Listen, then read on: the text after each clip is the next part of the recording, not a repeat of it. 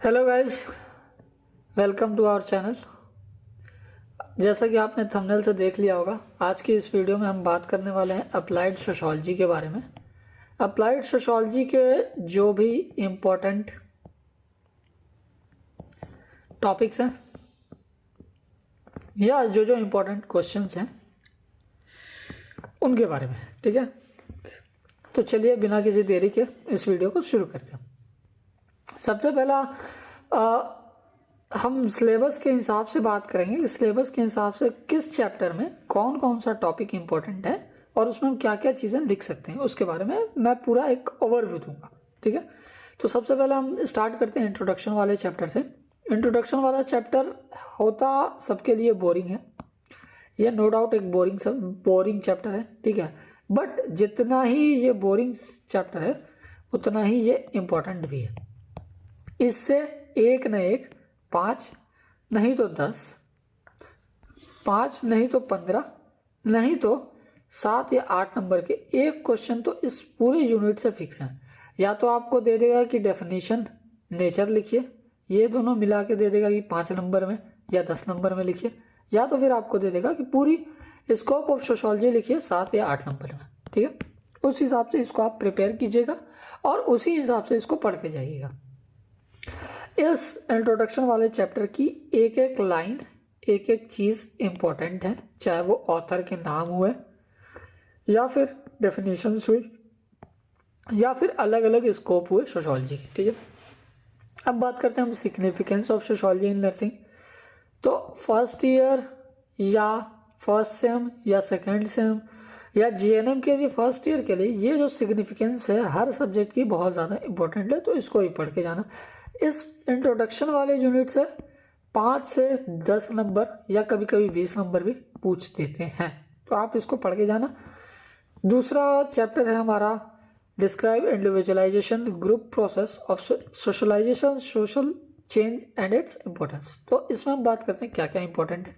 सबसे पहले तो जो बेसिक कंसेप्ट है सोसाइटी का, वो जैसे कि इसमें ग्रुप ऑफ इंडिविजुअल हैं जो कि साथ रहते हैं, सेम नॉर्म बिलीफ ये सब शेयर करते हैं, सेम जगह पे रहते हैं, तो वो हो गई हमारी सोसाइटी। कम्युनिटी क्या है, उसी तरह एसोसिएशन क्या है और इंस्टीट्यूशन क्या है। इसके डेफिनेशंस जो हैं वो इम्पोर्टेंट है और इसके एक एक एग्जाम्पल आप याद कर लीजिए।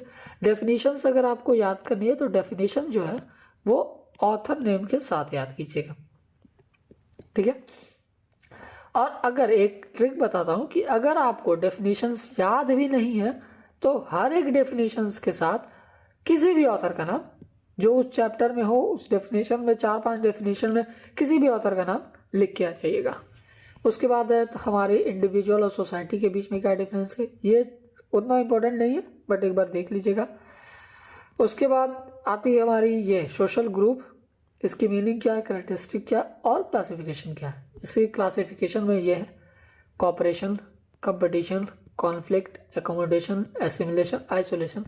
इनमें से या तो किसी एक टॉपिक पे क्वेश्चन आ सकता है या फिर इन सबको देके 5 नंबर या 7 नंबर में पूछ सकता है, ठीक है।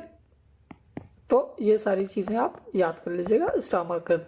इन सबको याद करने का तरीका है कि अगर आपको कंफ्यूजन होती है कि इन सब में क्या क्या है तो एक चीज़ ट्रिक है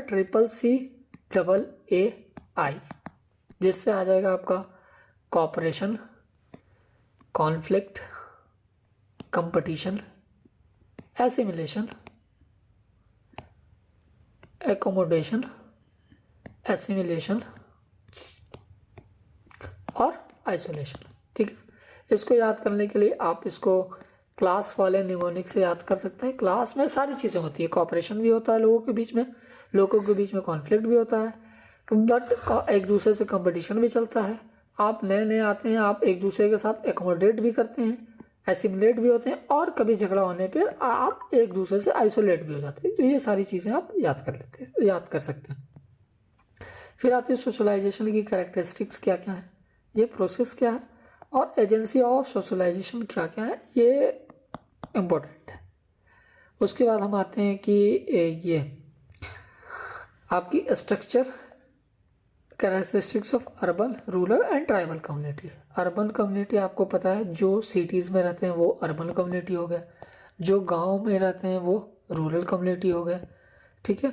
या जो फिर अपने कल्चर से रिलेटेड रहते हैं या पहाड़ों में रहते हैं उनको ट्राइबल कम्युनिटी बोलते हैं, ठीक है। ये आ गई हमारी ट्राइबल कम्युनिटी। इसमें तो ये कम्युनिटीज़ क्या क्या है, इनके कैरेक्टरिस्टिक्स क्या क्या है, और इनमें जो है मेजर हेल्थ प्रॉब्लम क्या क्या है, ये भी आप याद रख सकते हैं। Importance of social structure in nursing profession. इसमें आप एक चीज़ लिख सकते हैं कि अगर नर्स सोशल स्ट्रक्चर को जानेगी तभी उनके नॉर्म्स को जानेगी, तभी उनके बिलीव्स को जानेगी, उनमें होने वाली कॉमन प्रॉब्लम को जानेगी, तो नर्स जो है, कोई भी नर्स एक बेटर केयर डिलीवर कर सकती है, ठीक है। तो अब हम बात करते हैं कल्चर से रिलेटेड, ठीक है। तो कल्चर, नेचर ऑफ कल्चर का क्या है, इवोल्यूशन कैसे हुआ, ये चीज़ें जो हैं दो डिफरेंस है आपके, diversity and uniformity, difference between culture and civilisation, ठीक है। ये चीज़ें जो हैं ये चीज़ें इंपॉर्टेंट हैं, इसको एक बार आप जाने से पहले रीड कर लेना। फिर आते हैं हमारा modernisation and its impact on health and disease. कुछ चीज़ें हैं जो पॉजिटिव इम्पैक्ट डालती हैं हमारे सॉरी जो मॉडर्नाइज चीज़ें हैं वो कुछ चीज़ें पॉजिटिव इम्पैक्ट डालती हैं और कुछ चीज़ें उतना ही नेगेटिव इम्पैक्ट डाल रही हैं, ठीक है। और कुछ चीज़ें ऐसी हैं जो कि कुछ नहीं है बट आप उसको ऐड ऑन कर सकते हो, अपने मन से लिख सकते हो, ठीक है। फिर अब हम बात करते हैं फैमिली और मैरिज की। फैमिली और मैरिज में आपका, मैंने जैसे सेकंड चैप्टर में बोला था कि सेकंड चैप्टर जो है वो 50% कवर करता है, तो ये चैप्टर जो है 25% मोर कवर करता है। मतलब इन दोनों चैप्टर को अगर आप पढ़ लो तो आपका 75% कवर हो जाएगा। इसमें क्या है कि सबसे पहले फैमिली एंड जो कल्चर है इसकी आप ये कर सकते हो कि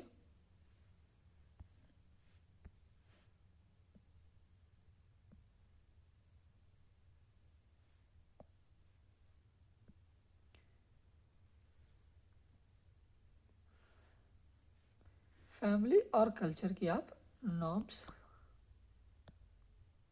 ठीक है, इनसे रिलेटेड जो भी बेसिक नीड है वो, इनके जो टाइप्स हैं वो, ये सारी चीज़ें आप याद कर लेना। और एक चीज़ और, जो लेजिस्लेशन एक्ट्स हैं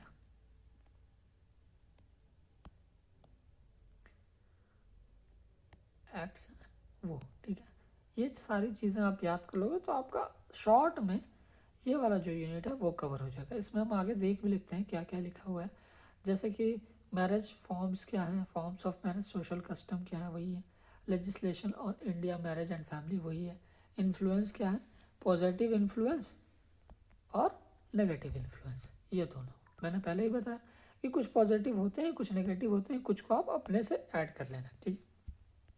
अब बात करते हैं हम सोशल स्ट्रेटिफिकेशन की। इससे पहले अगर आप अभी तक आए हो तो वीडियो को लाइक कर दो, कुछ चीज़ें अच्छी लग रही हैं या कुछ चीज़ें बुरी लग रही हैं तो कमेंट कर दो और शेयर कर दो, ठीक है। अब हम बढ़ते हैं आगे।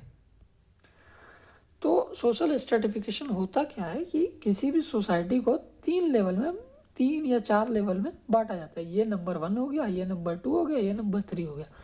इसमें हमारे आ जाती हैं, बांटने के तरीके में आ जाता है हमारा कास्ट, रिलीजन, रेस, ये सब चीज़ें, ठीक है। इनके फॉर्म में हम डिवाइड करते हैं कि ये सुपीरियर है, ये इन्फीरियर है, ये सब। तो वही चीज़ें यहाँ हमने समझ ली है।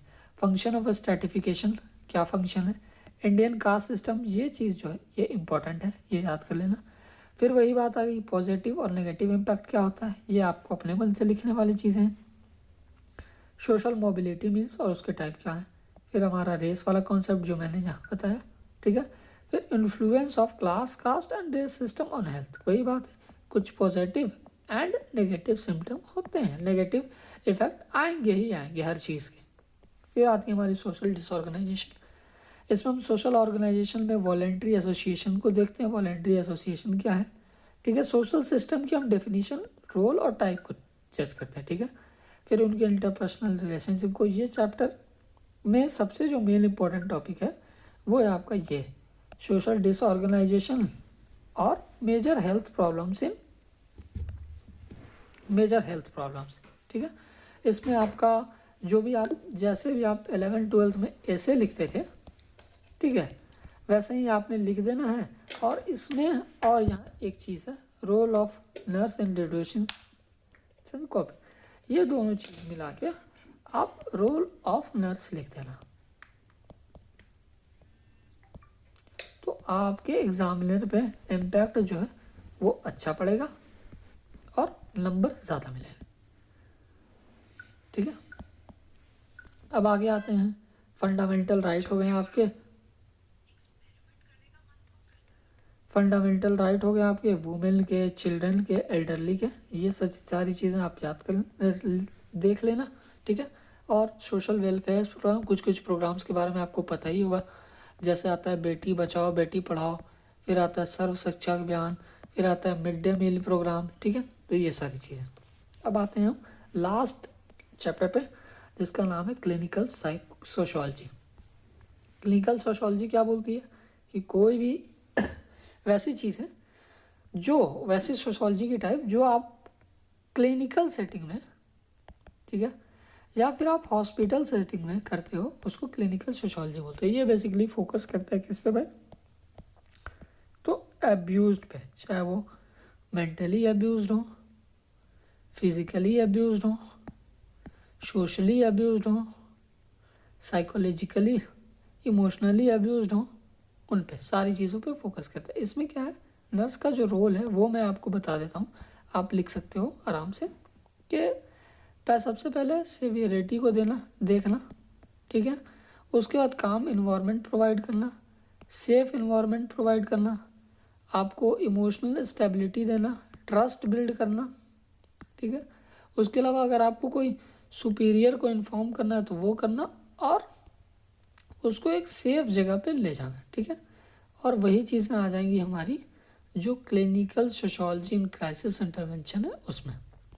अगर आप अभी तक इस चैनल पे हो, इस वीडियो को देख रहे हो, और इस वीडियो से अगर आपको 1% भी हेल्प हुई हो कुछ समझने में, कुछ जानने में, तो वीडियो को लाइक कर दो। अपने जूनियर्स के साथ, सीनियर्स के साथ, जो भी हैं आपके कांटेक्ट में, नोन में, सबके साथ शेयर कर दो, ताकि उनके लिए भी सोशियोलॉजी आसान हो जाए और वो भी एग्ज़ाम आराम से पास कर सके, ठीक है। और जाते जाते एक और रिक्वेस्ट कि जाते जाते अगर ऐसे ही in detail in depth video चाहिए तो चैनल को सब्सक्राइब कर देना, और एक अच्छा सा, बुरा सा, कुछ अच्छा लगा, कुछ ख़राब लगा, कमेंट कर दो। मिलते हैं तब तक एक नई वीडियो में किसी नए टॉपिक के साथ। अगर कुछ समझना है, बताना है, कुछ नया टॉपिक चाहिए तो भी कमेंट कर देना। तब तक के लिए